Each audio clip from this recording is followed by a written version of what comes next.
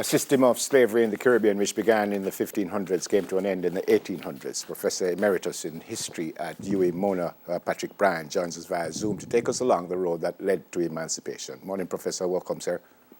Good morning. How are you? There are three broad explanations for the emancipation between 1834 and 1838.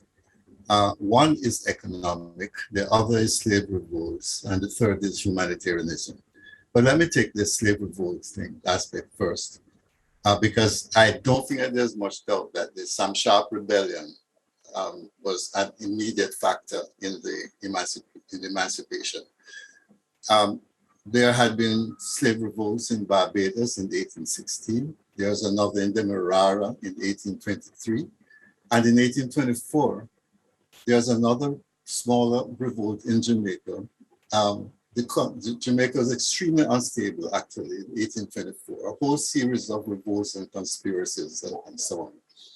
And then, of course, the big revolt of Sam Sharp in 1831, 1832, which led to, in fact, thousands of deaths and immense property damage.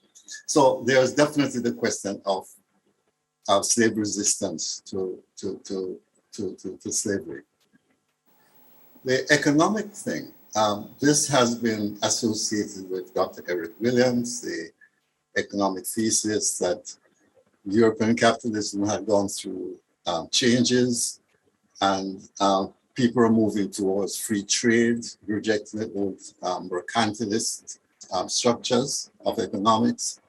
And in this new free trade era, the slave economy was seen as obsolete and archaic. So it was not necessarily that people thought that slavery was a bad thing, but that economics, in fact, dictated a change. Now, we get to the third thing, the humanitarians, whom Eric Williams calls the saints. That's right, William Wilberforce, Thomas Floyd Buxton, and others. There's very definitely a humanitarian movement, very often linked to the development of the nonconformist religious bodies such as the Baptists and the Methodists. And the public opinion against slavery in England certainly was rapidly increasing in the course of the 19th century. Now, which of these three actually brings about emancipation? My own view is that we have to take all three factors into consideration, because the legislation which abolished slavery in 1834 was made possible by a reform of Parliament, of the British Parliament. And that reform actually brought into Parliament a lot of people who were anti-slavery.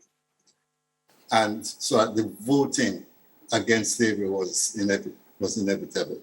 Yes. And of course, the parliamentary reform took place in 1832, which in fact is precisely the period of this major Sam Sharp revolt in 1831 to 1832.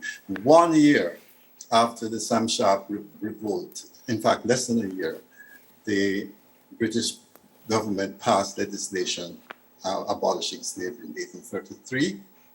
The legislation was 1833. Slavery was abolished in 1834, but was followed by a period of apprenticeship between 1834 and 1838. So full emancipation really came not in 1834, but in 1838. Yes. And Jamaican ex-slaves tended to celebrate August 1, 1838, rather than 34 as the genuine date of emancipation. Okay. Professor, I wanted to ask as well, in terms of the role of religion, I find that in most conversations when we talk about the role religion played in emancipation, we talk about, as you would have pointed out, the humanitarian side, that they felt the religious leaders led that. But when you think that Sam Sharp was a Baptist deacon and that most of the Afro-Creole people were engaged in the Baptist church and so on, I think they were also part of the revolution as well.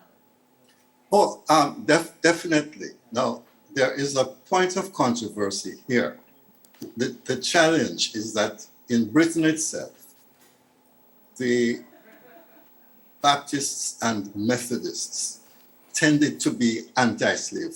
Wow. Like, for example, John Wesley, who, by the way, started Methodism but never left the Anglican Church, was one of those strong advocates against slavery. And clearly, the Baptists in Britain and the Quakers were clearly against slavery. And they helped to lead public opinion against the system.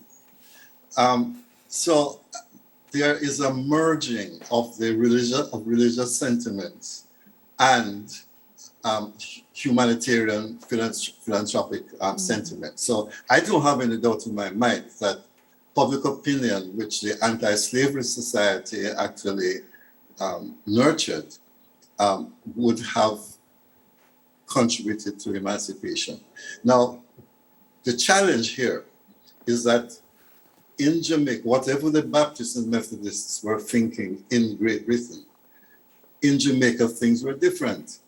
The Baptist and Methodist headquarters actually, and Anglican headquarters, actually instructed their missionaries not to become involved in the slave question in Jamaica. It was a politically hot thing. Yes. So their instructions were don't. At the same time, it is quite clear that the Baptists and Methodists were able to reach the African slave population in a way that, say, the Anglicans didn't. They accepted praying and fasting and singing and belief in visions and so on.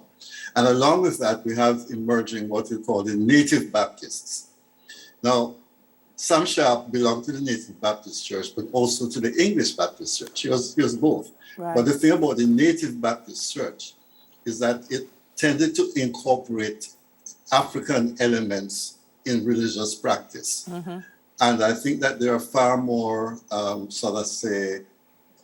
revolutionary, if you wish, with respect to abolition.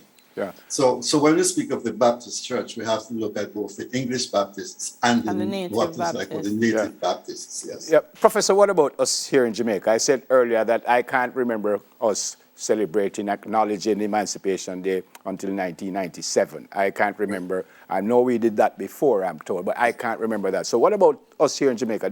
I've learned, even since you started speaking this morning, do we understand what's going on here with emancipation and stuff, or is it just another holiday for us? What do you think? Yeah, thanks for that question. My own feeling is that emancipation is the most important date in the social history of Black Jamaicans. Wow. Because it terminated 300 years of an extraordinarily brutal system. It started with the Spanish administration, actually, but of course it developed more rapidly under the British with the growth of the sugar plantation system, the sugar, coffee, and other things.